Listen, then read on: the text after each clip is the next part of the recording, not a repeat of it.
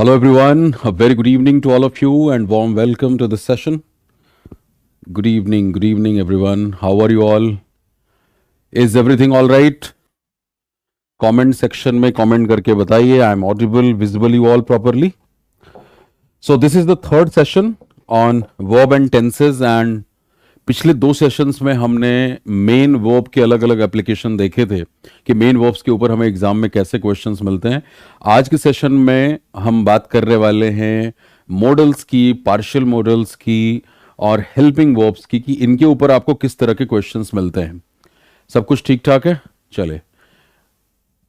Good evening everyone. सो किससे शुरुआत करें? आप चाहो तो पहले मैं सेंटेंसेस दे दूं so that you could realise कि किस तरह के चैलेंजेस आपको मिलते हैं, और फिर हम आ जाएंगे कॉन्सेप्ट के ऊपर. मैं कुछ सेंटेंसेस लिखने जा रहा हूं, आपको कुछ चॉइसेस यहां पे मिलेंगे और आपको बताना है कि किसके साथ आप यहां पे किस ऑप्शन के साथ जा रहे हैं. अगर सेंटेंस लिखा है इस तरीके का, like I am used to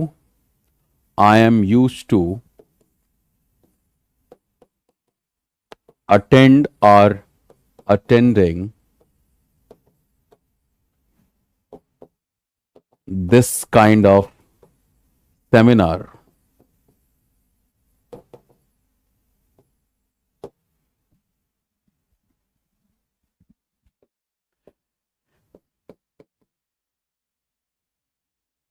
He was used to visit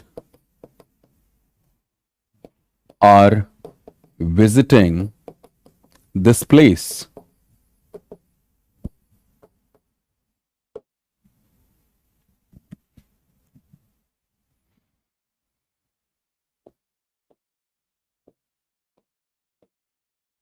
We used to play or playing hockey. Yes, three sentences you have before you and choices you have A and B. और बताओ आप मुझे comment section में आप किसके साथ जा रहे हैं. हाँ जी, right down in the comment section.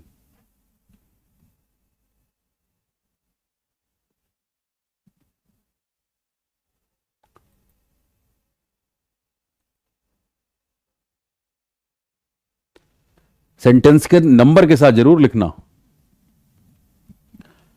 ये बहुत परेशान करने वाला एरिया है जिसको आज हम यहां पे डील कर रहे हैं. किसके साथ कहां जा रहे हो, मतलब आप अपने कमेंट सेक्शन में ऐसे लिख सकते हो. मान लो तीनों में आपको ए लग रहा है तो आप कमेंट सेक्शन में ए लिख दो, मुझे समझ में आ जाएगा. इस तरह से कमेंट सेक्शन में लिखो आप, या ए बी ए जो भी कुछ लग रहा हो आपको. यस. कैसे डिसाइड करते हैं ये यूज टू आपको बड़ा परेशान करता है. या मैं एक सेंटेंस और अगर यहां पे लिखूं थोड़ा सा गियर बदलते हुए, चौथा sentence, you need not to go और गो देयर. किसके साथ जा रहे हो? यहां पे भी चलो मैं ए बी दे देता हूं आपको. ये सारी समस्याएं आज हम यहां पे डील करेंगे.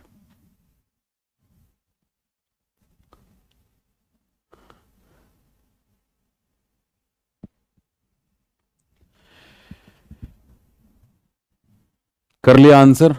है कंफ्यूजन या नहीं है? ये कंफ्यूजिंग एरिया है बहुत सारे लोगों के लिए, और इसमें फिर हमें चीजें रटनी पड़ती हैं. आज उस रटने की जो समस्या है उससे बिल्कुल हम दूर हो जाएंगे.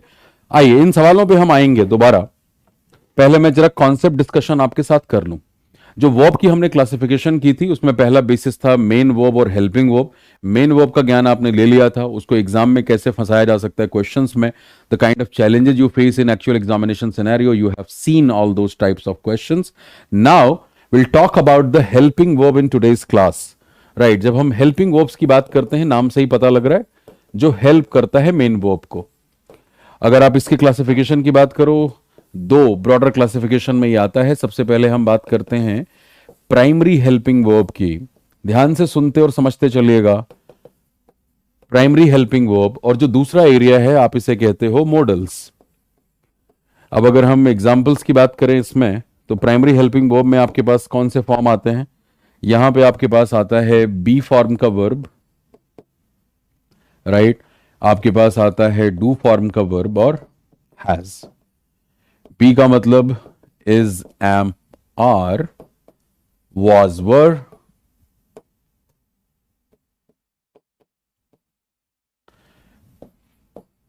do, does, did, और इधर आप बात करो तो has, have और had की।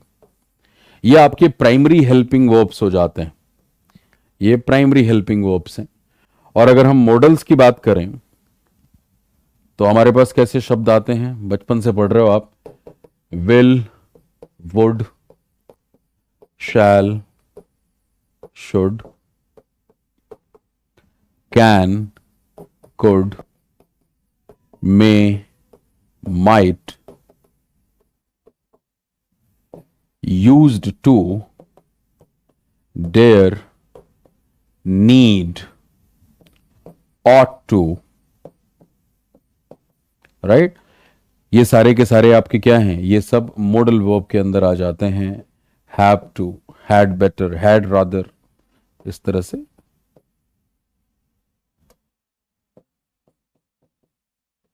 एटसेट्रा। पॉइंट ये है कि व्हाट्स द रीजन कि हमने हेल्पिंग वर्ब्स को इन दो कैटेगरीज में कैटेगराइज किया।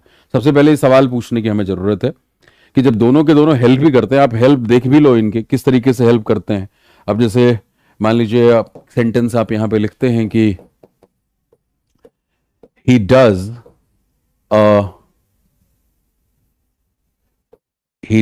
Practice a mock test. He does practice a mock test. And the second sentence is, he should practice a mock test. He should practice a mock test. Now look at these two sentences. What kind of difference do you see? क्या difference नजर आ रहा है? Subject same है, main verb दोनों का same है, और again object भी same है, क्या practice करना है। डिफरेंस कहां पे है? This is subject, this is verb, right, main verb, and this is object. Main verb से पहले क्या आया हुआ है? हेल्पिंग वर्ब आया है। लेकिन अगर आप हेल्पिंग वर्ब देख रहे हो तो जो ऊपर वाला सेंटेंस है, यहां पे हेल्पिंग वर्ब किस कैटेगरी से आ रहा है? ये आ रहा है प्राइमरी ऑक्सिलरी वर्ब या प्राइमरी हेल्पिंग वर्ब। हेल्पिंग को ही ऑक्सिलरी बोलते। और शुड इज व्हाट? शुड जो बिलोंग करता है वो मॉडल वर्ब की कैटेगरी से बिलोंग करता है। मैंने सवाल क्या पूछा था? सवाल यही पूछा था कि when both kinds of verb actually come before the main verb, दोनों का काम मेन वर्ब को हेल्प करना है, तो आखिर हमें इस कैटेगराइजेशन में डालने की जरूरत ही क्या है? या और अगर मैं क्वेश्चन को स्पेसिफिक करूं, then what is the function of primary helping verb and what is the function of modal verbs in a sentence? इस फंक्शन को समझिए, उसका क्या एप्लीकेशन है।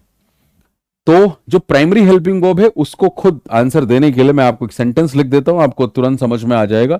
जैसे मान लीजिए आपने सेंटेंस लिखा इस तरीके से कि she has completed the task, and the second sentence is she had completed the task. Now again what do you see? क्या नजर आ रहा है आपको?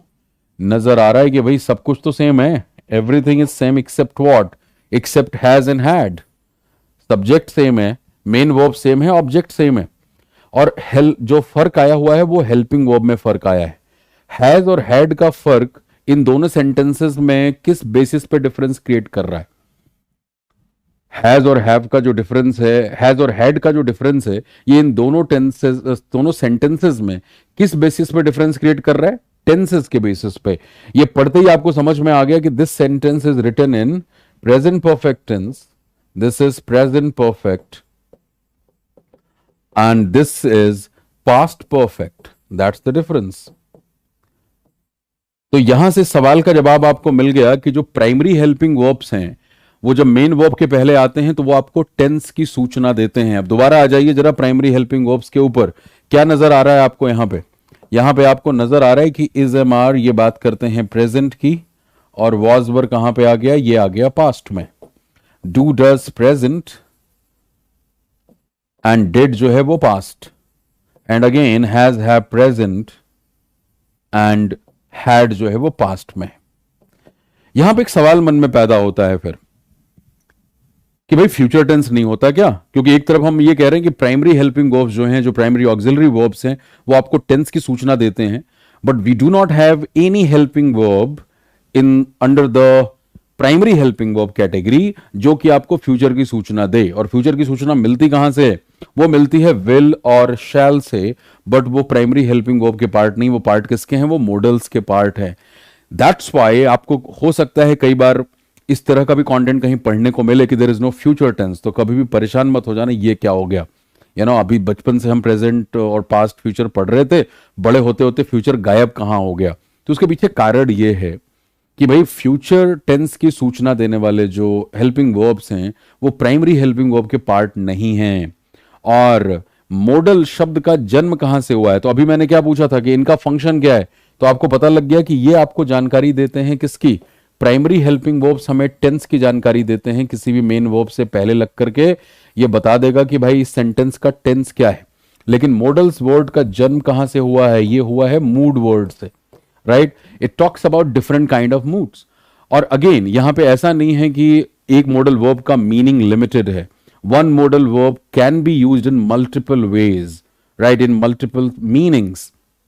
तो अलग अलग तरह के ये मूड बता सकते हैं। जैसे आप देखो, शैल का अगर मैं यूज पूछूं आपसे, विल और शैल तो क्योंकि बचपन से पढ़ा है, बाकी सब भी आप बचपन से यूज कर रहे हो, तो शैल के इस्तेमाल कितने तरीकों से हो सकते हैं? जो मोटे तौर पे आपने बचपन में रट के पढ़ा वो ये पढ़ा था कि फर्स्ट पर्सन प्रोनाउन के साथ हम शैल का इस्तेमाल करते हैं, like with I and we, and second and third person we use will. बट क्या ऐसा ही होता है? क्या नहीं। आप बेधड़क आई विल का इस्तेमाल करते हो, और आपको ऐसे सेंटेंसेस भी सुनने को मिलते हैं कि you shall be liable for the punishment if you cross the station for which you had bought the token.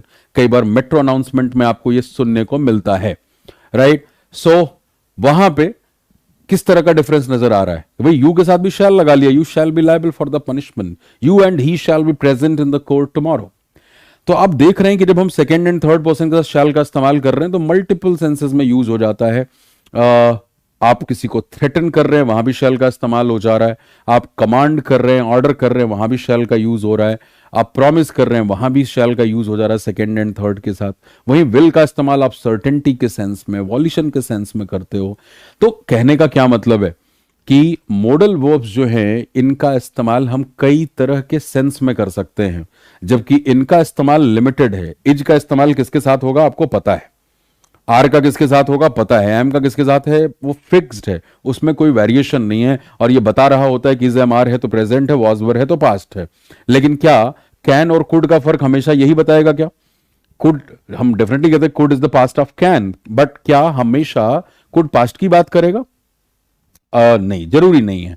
कई बार आप जो मॉडल वर्ब के पास्ट फॉर्म्स की तरफ जाते हैं तो जो emotion feeling present form put forward कर रहा है उसकी डिग्री इनहेंस हो जाती है, राइट? जैसे आप कहीं किसी को पूछ रहे हैं can I have a glass of water, और वहीं पे आप पूछें could I have a glass of water. It's not like that कि जब आपने पूछा could I have a glass of water तो आप पानी जो है वो पास्ट टेंस में मांग रहे हो, पानी आप अभी मांग रहे हो, बट ये थोड़ा और तमीजदार तरीका है पानी को मांगने का, right? Could I have a glass of water. So मतलब डिग्री इनहेंस हो जाती है। यहां पे जो सिंपल पॉइंट ऑफ डिफरेंस है वो यही है कि जरूरी नहीं है कि जब आप किसी मॉडल वर्ब की पास्ट फॉर्म का इस्तेमाल कर रहे हैं तो वो पास्ट टेंस की ही सूचना दे रहा हो। ये छोटी सी बात आपको ध्यान में रखनी है। तो डिफरेंस आपको मोटे तौर पे यहां पे क्लियर हो गया। अब आइए, इनसे जुड़ी हुई बातें तो हमें पता है, इसमें कोई बात करने की बात है नहीं। यू डू नो कि क्या डिफरेंसेस है। मॉडल्स में हमें दिक्कत आती है और इनसे जुड़े सवाल भी पूछे जाते हैं, जैसे मैंने आज शुरुआत में आपसे पूछा। तो भाई मॉडल वर्ब्स में आपको तीन बातें प्राइमरीली ध्यान में रखनी होती हैं। क्या क्या मॉडल्स के तीन ट्रेट्स क्या हैं? भाई अगर आप मॉडल्स की बात करो तो मॉडल्स के साथ आप वर्ब की फर्स्ट फॉर्म लगाते हैं, इस बात का ध्यान रखेंगे। मॉडल्स के साथ कभी 2+V1 का इस्तेमाल नहीं होता। एंड मॉडल वर्ब भाई किसके बाद आएंगे?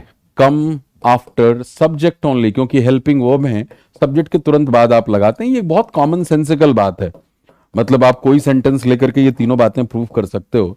जैसे अगर सिंपली कोई आपको कह रहा है कि यू कैन डू दिस, तो आप देखिए क्या ये तीनों बातें यहां पे एप्लीकेबल हैं या नहीं है। यू कैन डू दिस में do is the main verb and can is modal verb, तीनों बातें यहां एप्लीकेबल हैं।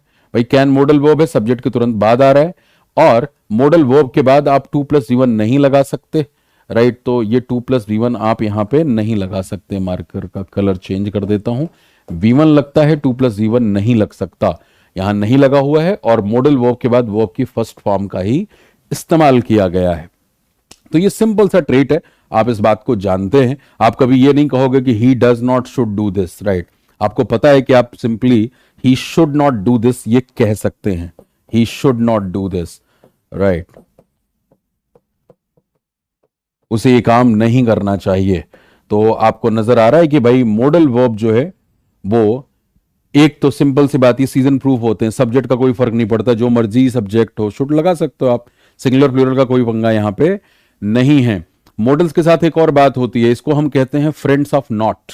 Models are also called friends of not. The reason is evident, reason is evident, साफ साफ आपको नजर आ रहा है। जैसे आप सेंटेंस लिखें ही शुड डू दिस, अब आपको अगर इस ही शुड डू दिस का नेगेटिव बनाना है तो आप कैसे बना सकते हो? बहुत सिंपल है, शुड के तुरंत बाद आपने नॉट लगा दिया। और this is something that is applicable with all the modal verbs, वो सभी के साथ एप्लीकेबल है। कोई मॉडल वर्ब हो, नॉट चुपचाप उसके साथ आके जुड़ जाता है। बट क्या आप ऐसा प्रेजेंट इंडेफिनिट, पास्ट इंडेफिनिट के सेंटेंसेस में कर सकते हो क्या? अगर आप ये लिखते हो कि he writes a blog and you want to write the negative of this sentence, what you should write then? वहां क्या लिखोगे आप? वहां लिखोगे he does not write a blog.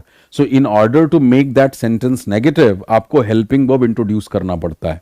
या आपने अगर कहा कि she wrote a blog and that's the past indefinite, you want to make this sentence negative, क्या कहना पड़ेगा? She did not right this blog, right, या ब्लॉग जो भी है। तो वहां पे नेगेटिव बनाने के लिए डज, डू, डिड जैसी आवश्यकता है वो आपको लगाना पड़ रहा है। But in modal verbs that is not the case, यहां चुपचाप नॉट आके जुड़ जाता है मॉडल वर्ब्स के साथ, and that is why they are also called what? Friends of not. तो ये थोड़ी पिकुलियर बात है इनके साथ। अब आइए जो सबसे ज्यादा चैलेंजिंग होता है उसकी हम बात कर लेते हैं, और वो हैं आपके पार्शियल मॉडल्स, जो बहुत परेशान करते हैं और सबसे ज्यादा सवाल भी यहां से पूछे जाते हैं। जैसे मैंने स्टार्टिंग में आपसे पूछा, पार्शियल मॉडल्स का मतलब क्या है कि जो वर्ब्स हम लिखने वाले हैं ये मॉडल के साथ साथ कुछ और भी काम करते हैं, और कौन कौन है वो? हाँ जी, ये 3 हैं जो बहुत परेशान करते हैं आपको। यूज्ड टू है, डेयर है, और नीड है, राइट। ये तीनों आपके एक तरह से स्पेशल केसेस हैं जिन पे थोड़ा आपको ध्यान देना होता है। आइए ध्यान देते हैं। I am going to write couple of sentences out here and आप बताएंगे मुझे कि वो सही हैं गलत हैं। पहला सेंटेंस, कुछ और भी सवाल मैं पूछूंगा, अभी पूछ लूंगा मैं आपसे। You need to do this, simple simple sentences, you need to do this. Second sentence is you do not need to do this. Third sentence is you need not do this. I have a very simple question. Question is, आप मुझे ये बताएं इन तीनों sentences में से need कहां पे model verb है, कहां नहीं है, और या तीनों में मॉडल वर्ब है, और तीनों सेंटेंसेस सही हैं गलत हैं, जो भी आपको लग रहा है। You have 30 seconds to write down your comment out there in the comment section. बताएं मुझे क्या लग रहा है, सही हैं गलत हैं, पहले तो ये बताना है, और अगर हैं तो नीड मॉडल वर्ब है कि नहीं है, क्योंकि हम बात इस पे यहां पे वही करने वाले हैं। Yes,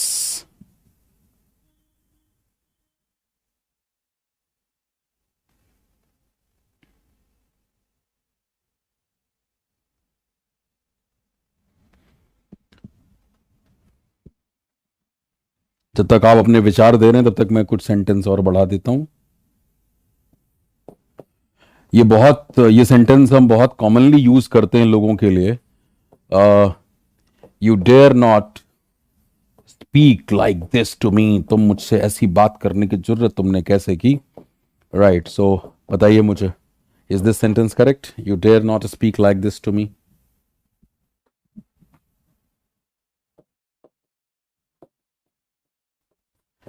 You did not dare to speak the truth. चलिए, so the point is what? पहली बात तो ये सारे सेंटेंसेस सही हैं, गलत हैं? सारे करेक्ट हैं। पहले तो ये क्लियर हो जाओ आप। All the 5 sentences are absolutely correct out here. Now the second question is, in how many sentences you find need and dare used as modal verbs? क्या लगता है आपको कौन कौन से सेंटेंसेस में यहां नीड और डेयर मॉडल वर्ब के तौर पे इस्तेमाल हुए हैं? बिकॉज ये चीज हम रट लेते हैं ना कि भाई ये मॉडल वर्ब्स हैं। तो मॉडल वर्ब्स की पहचान अभी आपने जस्ट पिछली स्लाइड में देखी है और पता भी है, कोई बड़ी बात नहीं है, बट क्योंकि हम चीजों को ढंग से समझने की कोशिश कर रहे हैं कि ग्रामर को तुक्के पे ना चलाएं, उसकी गणित को समझ लें। आप देखिए, अगर नीड मॉडल वर्ब होता, यहां पे कौन सी शर्त पूरी हो रही है कि नहीं हो रही है? नीड अगर मॉडल वर्ब होता तो उसके बाद 2+V1 लग सकता है। आपने साफ साफ समझा है कि मॉडल्स के साथ 2+V1 का इस्तेमाल हम नहीं करते, यानी नीड यहां पे मॉडल नहीं है। दूसरे सेंटेंस में भी आप देख रहे हो, यहां पे भी 2+V1 का इस्तेमाल हो रहा है। अगेन यहां पे भी नीड मॉडल वर्ब नहीं है। अगर मॉडल वर्ब नहीं है तो है क्या? तो भाई इस बात को समझ लें, ये मेन वर्ब का काम कर रहा है यहां पे, और मेन वर्ब के साथ तो आप 2+V1 लगा ही सकते हैं। ये इन्फिनेटिव है। अगले लेक्चर्स में आप समझोगे जब हम एडवांस वर्ब की बात करेंगे, gerund, infinitive and participle. Very important section, because when you get lengthy sentences in newspapers, कई बार समझ में नहीं आता आपको, क्योंकि हमारे इन्फिनेटिव के भी बड़े सारे वेरिएंट हैं। Simple infinitive, progressive infinitive, perfect infinitive, perfect progressive infinitive, passive voice इनके। तो there are 6 structures of infinitive as well. कई बार हम सिर्फ 2+V1 पढ़ते हैं तो वो परेशानी का सबब रहता है, आपको सेंटेंस के स्ट्रक्चर समझ नहीं आते।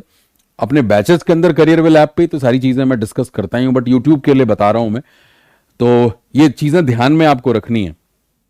एनीवे, यहां पे आप देखें तो ये नीड जो है ये मॉडल वर्ब है, और अभी आपने पीछे जो सेंटेंस किया है शुड के साथ, क्या आप बिल्कुल उसी गणित पे नहीं चल रहा? जैसे आपने कहा you should not do this, वैसे you need not do this. तो ये स्ट्रक्चर बिल्कुल ठीक है, लेकिन ये कई बार लोगों के गले के नीचे उतरता नहीं है। ठीक है, वो आदत होती है हमारी कुछ गलत बोलने की, और वो हम क्या बोलते हैं, हम कहते हैं you need not to do this, you need not to go there, you no.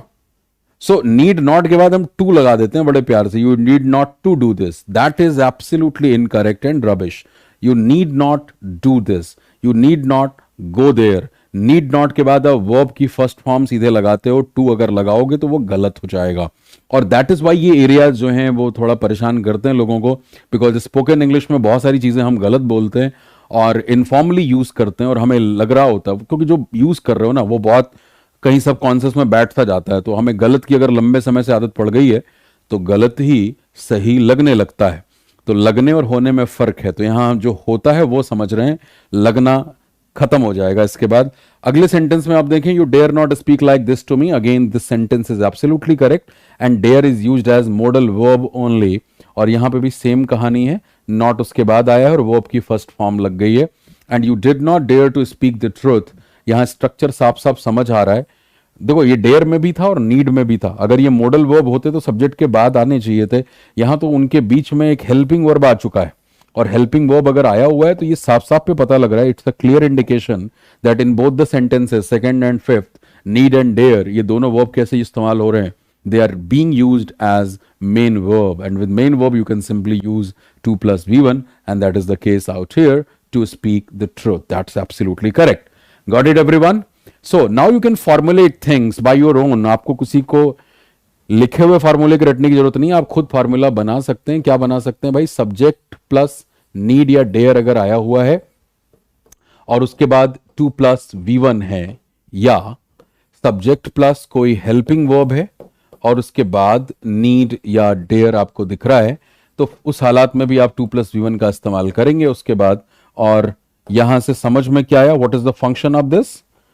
हाँ जी, what is the function? Function क्या नजर आ रहा है यहां पे? अगर पूछा जाए नीड और डेयर किस तरह का रोल यहां पे निभा रहे हैं, तो क्या आप इनको मॉडल वर्ब्स कह सकते हैं? बिल्कुल नहीं कह सकते। यहां पे ये काम कर रहे हैं, नीड और डेयर किसका काम कर रहे हैं? इनके साथ ही लिख दो ना, नहीं तो आप कहोगे किसकी बात हो रही है। इन दोनों कंडीशंस में, स्ट्रक्चर्स में नीड और डेयर काम कर रहे हैं मेन वर्ब के तौर पे। ये मेन वर्ब्स होते हैं।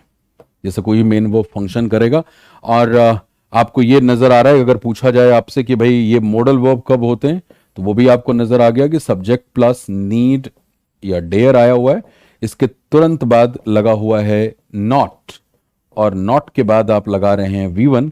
तो ऐसे हाल में, ऐसे सूरत हाल में नीड और डेयर किस तरीके से काम कर रहे होंगे भाई? ये काम कर रहे हैं आपके मॉडल वर्ब के तौर पे। इसको रटने की कोई जरूरत नहीं है। कई बार स्टूडेंट इसको रटते हैं कि नीड नॉट के बाद वर्ब की फर्स्ट फॉर्म लग जाए तो वो मॉडल होता है। भाई वो कोई भी मॉडल वर्ब ऐसे ही काम करता है। You can not do this, right, या you should do this, you may not go there. तो हर मॉडल वर्ब इसी तरीके से फंक्शन करता है। तो नीड और डेयर तो हो गया क्लियर आपका। अब चलते हैं हम यूज टू के ऊपर, जो काफी गेम खेलता है। इस बात को समझ लेंगे आप बहुत ध्यान से और अच्छे तरीके से। देखिए, अगर आपने ये कहा, जैसे सेंटेंस ये लिखा गया यहां पे कि I used to play hockey, I used to play hockey, this sentence correct? Yes, absolutely, this sentence is absolutely correct. अब यहां पे अगर पूछा जाए कि यूज टू काम किसका कर रहा है, तो इधर यूज टू जो है ये काम कर रहा है मॉडल वर्ब के तौर पे। सारी शर्तें पूरी भी हो रही हैं, सब्जेक्ट के तुरंत बाद आया है और इसके बाद आप वर्ब की फर्स्ट फॉर्म लगा रहे हैं। यूज टू का सेंस क्या होता है जब आप इसको मॉडल वर्ब के तौर पे यूज करते हैं? क्योंकि आपको पता है modal verb feelings, emotion, mood आपको बताते हैं अलग अलग। तो यूज टू का मतलब होता है कि आप किसी चीज के लिए हैबिचुअल थे, पुरानी आदत, रिपीटेड एक्शन, मैं ये किया करता था type. So I use to play hockey यानी मैं हॉकी खेला करता था। ये यहां पे सेंस निकल के आ रहा है। लेकिन अगर इसी में थोड़ा सा चेंज कर दिया जाए सेंटेंस को, एंड यहां पे कह दिया जाए आई वॉज यूज्ड टू, तो अब कहानी बदल जाएगी। अब आपको कहना पड़ेगा I was used to playing hockey, I was used to playing hockey. और अगेन हम यहां पे कई बार चीजों को रटने की कोशिश करते हैं, रटेंगे हम कहीं भी नहीं, बस बात को समझ लेंगे। देखिए, ये वॉज जो है ये बी फॉर्म का वर्ब है, अभी आपने देखा बी का मतलब होना होता है। और यूज्ड टू यहां पे जो काम कर रहा है वो काम कर रहा है एडजेक्टिव के तौर पे। और आप किस चीज के लिए यूज टू हैं, किस चीज के लिए आदती? अब देखो यहां आदती थे किसके? Playing hockey. तो यहां पे ये V1 प्लस ING आ जाता है। अब आप एडवांस वर्ब में पढ़ेंगे जाकर के, अभी V1 प्लस ING बड़े सारे लोगों को कंफ्यूज करता है कि किस तरह का रोल ये निभा रहा है, क्योंकि नाउन का भी रोल निभाता है, मेन वर्ब का भी रोल निभाता है और एडजेक्टिव का भी रोल निभाता है। यहां रोल कैसा निभा रहा है बताओगे आप मुझे? चलिए एक हिंट आपको देता हूं। जैसे मान लीजिए एक सेंटेंस लिखा जाए, अभी यूक्रेन संकट चल रहा है, बहुत ठंड है वहां पे, बहुत सारे लोग जो बाहर फंसे हुए हैं, जो लोग उस तरह के वेदर के लिए यूज टू नहीं है, वो क्या कह सकते हैं कि I am not used to this weather. या मान लीजिए जो लोग यूज टू हैं, नॉट हटाई दो एक बार, आप और आसानी से देख लो, I am use to this weather. अब जरा इसकी गणित को समझो, आप इसकी गणित को समझो कैसे चल रहा है ये पूरा का पूरा मामला। आई सब्जेक्ट है, कोई प्रॉब्लम नहीं साहब। बी जो है ये बी फॉर्म का वर्ब है, अगेन कोई दिक्कत नहीं। ये यूज्ड टू क्या है? ये क्या है यहां पे? ये काम कर रहा है एडजेक्टिव के तौर पे। और आप किस चीज के लिए यूज टू हैं? ये प्रपोजिशन आ गया। ये दिस वेदर जो है ये एक्चुअली नाउन फ्रेज है जो कि काम कर रहा है ऑब्जेक्ट का, राइट, कि किस चीज के लिए आप आदती हैं। तो मैं इस तरह के मौसम का आदती हूं। अब थोड़ी सी गणित और समझिए, इसके साथ आगे बढ़ते हैं। अब जैसे मान लीजिए कोई ये कहता है आई एम कंफ्यूज्ड, इस बात को समझना थोड़ा ध्यान से, आई एम कंफ्यूज्ड। या कोई ये कहता है कि I am a confused man. And if I ask you a very simple question, जो कि हमने लास्ट सेशन में ग्रामर फाउंडेशन सीरीज में लास्ट सेशंस जो थे वो मॉडिफायर्स के थे, और वहां पे हमने ये चर्चा की थी अगर कि भाई एडजेक्टिव के बारे में, ये भी एडजेक्टिव है और ये भी एडजेक्टिव है। किस तरह का एडजेक्टिव है? इसे आप कहोगे predicative adjective.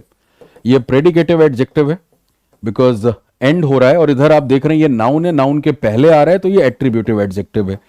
So in both the cases third form of the verb is being used as an adjective, जो कि अभी आपने वर्ब और टेंस के भी शुरू के 2 लेक्चर्स में यही बात समझी है कि वर्ब की थर्ड फॉर्म का इस्तेमाल थर्ड फॉर्म के तौर पे तो होता है, लेकिन बहुत सारे ऐसे वर्ब हैं जिनका इस्तेमाल हम एडजेक्टिव के तौर पे भी करते हैं। जैसे मैं इसी कंफ्यूज का एग्जांपल लूं और मैं यहां पे लिखूं कि यू हैव कंफ्यूज्ड मी, तो आपको बिल्कुल क्लैरिटी है कि इफ यू हैव कंफ्यूज्ड मी में, अब ये कंफ्यूज्ड एडजेक्टिव नहीं है, अब यहां पे ये यू हैव कंफ्यूज्ड मी में कंफ्यूज्ड मेन वर्ब है, ठीक है। लेकिन किसी को अगर ये कहना है कि मैं कंफ्यूज्ड हूं, तो आप वहां पे आई एम कंफ्यूज्ड कहेंगे। तो जैसे I am confused, I am excited, I am delighted, I am worried, all these verbs are nothing but adjectives, वैसे ही I am used to, तो वो वहां पे एडजेक्टिव का काम करता है। तो किस चीज के आप आदती हैं, यानी वो कोई ना कोई नाउन होगा। जैसे यहां पे बहुत साफ साफ तौर पे आपको नजर आया कि दिस वेदर यहां पे लिखा था, तो this weather is what noun phrase. तो उसी तरीके से कहां गया वो सेंटेंस। हाँ जी, यहां मैं प्लेइंग पूछ रहा था आपसे कि ये क्या है, तो भाई ये जिरंड है, ये जिरंड है। क्योंकि कई बार हम ये चीज अगेन रट लेते हैं कि जब भी सब्जेक्ट प्लस बी फॉर्म का वर्ब आए, उसके बाद यूज टू लगा हो, तो वी1 प्लस आईएनजी लगा लेना चाहिए। रटंती ज्ञान घटंती बुद्धि है। तो रटा हुआ ज्ञान हमें बिल्कुल इस्तेमाल नहीं करना है। चीजों को समझना, जो लगाते हैं वो क्यों लगाते हैं, जो नहीं लगाते वो क्यों नहीं लगाते। वहां वो वी1 प्लस आईएनजी वर्ब नहीं है, वो एक्टिविटी है। आप अगर कह रहे हैं कि I was use to playing hockey, तो वहां पे वो playing is activity, that is not action, that is not verb, that is activity.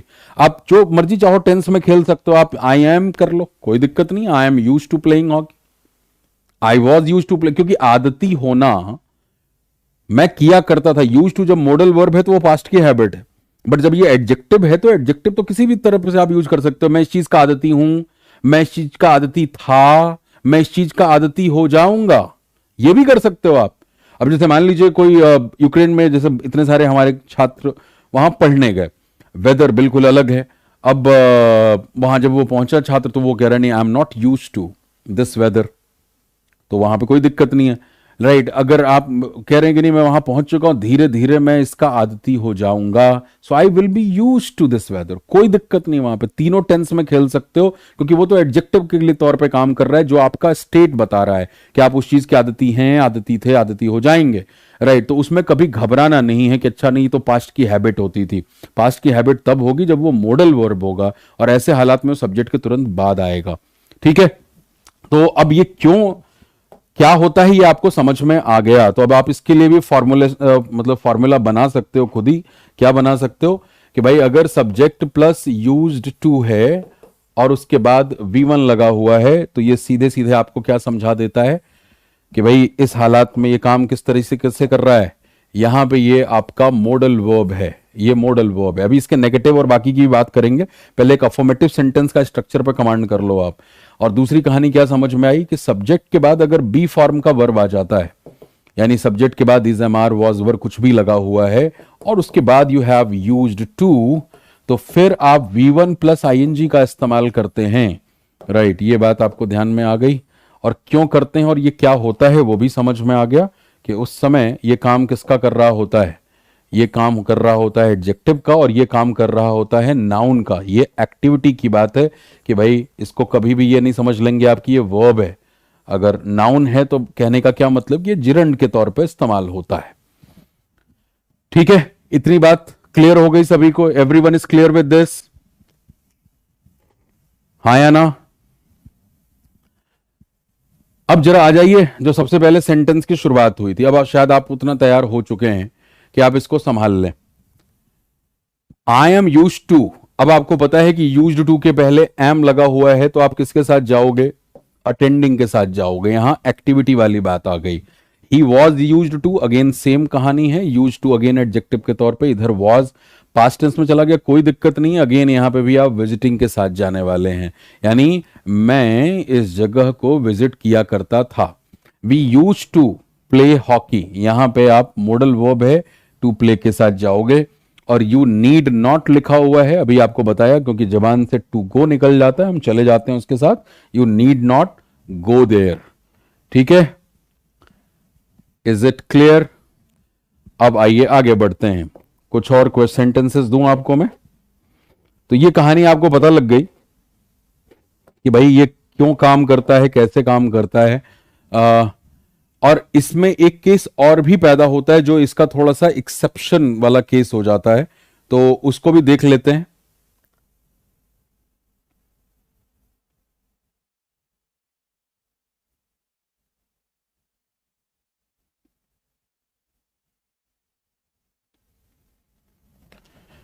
हाँ जी, मैं सेंटेंसेस आपको दे देता हूं। जैसे मान लीजिए सेंटेंस आपको ऐसा मिलता है कि this knife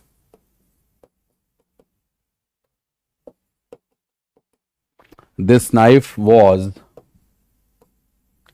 used to kill or killing him.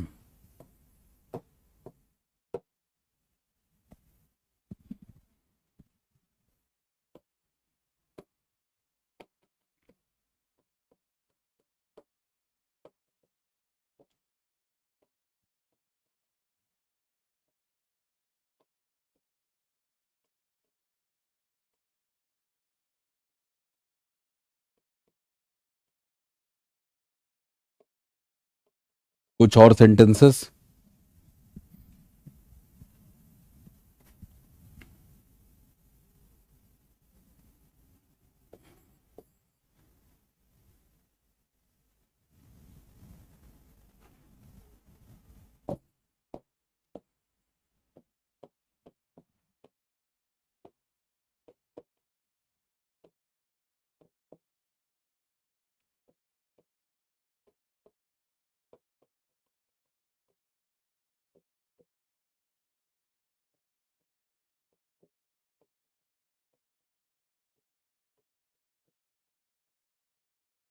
Yes, 3 sentences you have.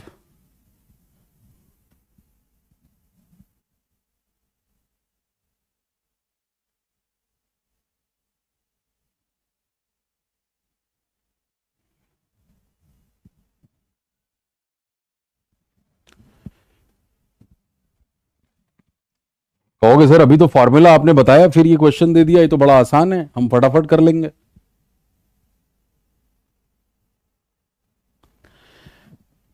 Sir अभी तो आपने कहा है कि यूज टू के पहले बी फॉर्म का वर्ब आए तो उसके बाद हम वी1 प्लस आईएनजी कर सकते हैं, लेकिन यहां पे ऐसा नहीं है, और जो आप देख रहे हैं ऐसा भी नहीं है, यहां कहानी पलट गई।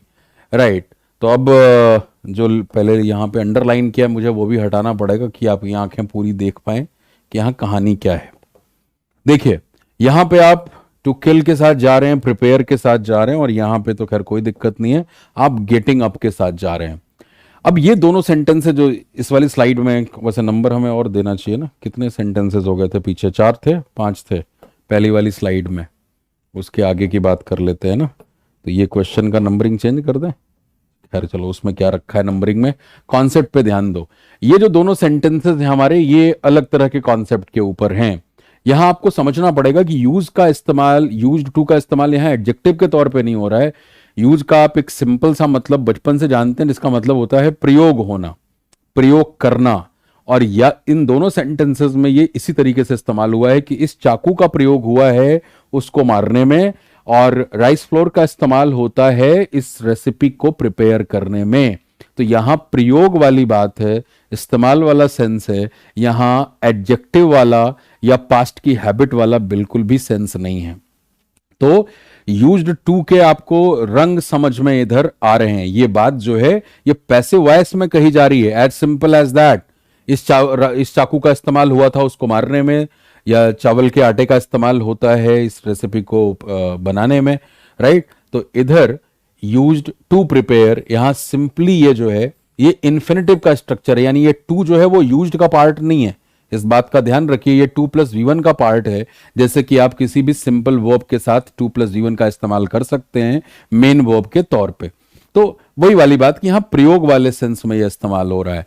तो आपको 3 बातें समझ में आ गई यूज टू के हवाले से, कि यूज टू का इस्तेमाल जो है वो हम प्रयोग वाले सेंस में अगर कर रहे हैं तो वहां वो चीज एप्लीकेबल नहीं होगी कि यूज टू के बाद V1 प्लस आईएनजी लगाओ।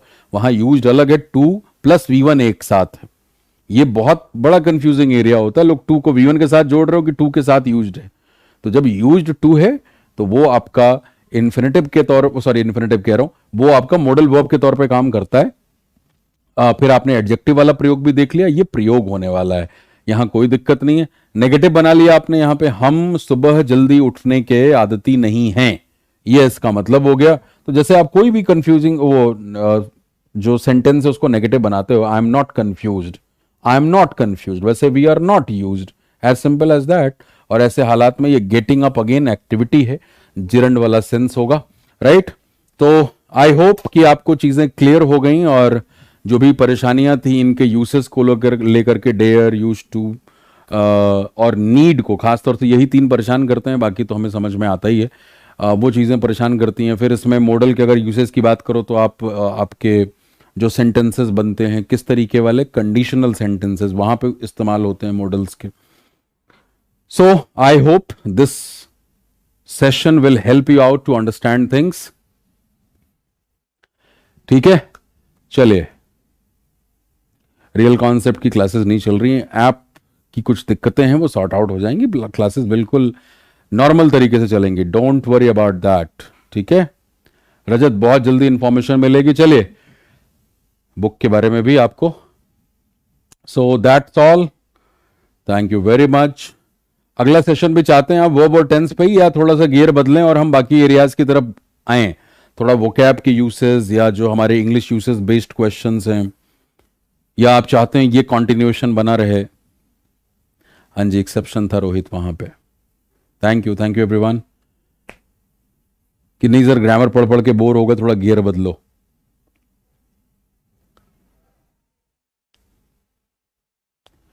हाँ जी, कमेंट सेक्शन में बता देना प्लीज मुझे क्या चाहते हो आप फ्राइडे वाले सेशन में, या फ्राइडे वाले सेशन में हम अभी ग्रामर को यही वर्ब और टेंस का ही सेशन करें। व्हाट डू यू से, वर्ब और टेंस ही करें? चलो कोई बात नहीं, कर लेते हैं।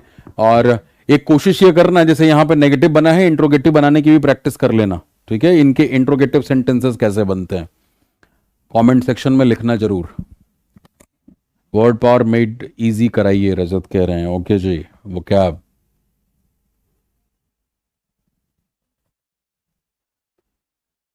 भाई, मेरे वो जो ऐप की दिक्कत है ना, उस ऐप से ज़्यादा हम सभी चिंतित हैं। करियर व्हील की टीम, यहाँ पे लाखों स्टूडेंट जुड़े हुए हैं। तो जब ऐप में कुछ अपडेशन आती है, देखो ऐप एक डायनेमिक मीडियम है, फिक्स चीज़ है नहीं, उसमें हमेशा कैसे हम सर्विसेज को बेहतर करें उसी की कोशिश होती रहती है। तो उस प्रक्रिया में कई बार, क्योंकि इतने बड़े स्केल पे हैं चीज़ें, राइट, तो सबके लिए यूनिफॉर्म बनाने में थोड़ा सा टाइम लगता है। तो वो जो भी थोड़ी बहुत दिक्कत आई है, ग्लिचेस हैं, वो बहुत जल्दी सॉर्ट आउट हो जाएंगे और जिस तरीके से आप स्मूथली क्लासेस लेते हैं उस तरह से ले पाएंगे। चलिए, thank you everyone, let's catch up in the next session.